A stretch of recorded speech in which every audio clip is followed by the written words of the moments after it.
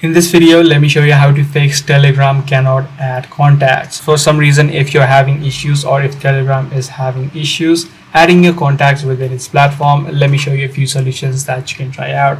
The first thing that you can do is try to enable the contact permissions and then force sync it. So what I mean by that is what you need to do is head over to the Telegram application, tap and hold the application, head over to the eye icon. If you're using an iOS device as well, you just need to head over to the permission settings.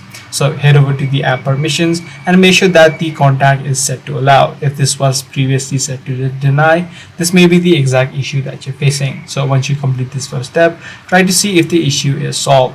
The second thing that you'll also need to ensure is that the format of the number is correct.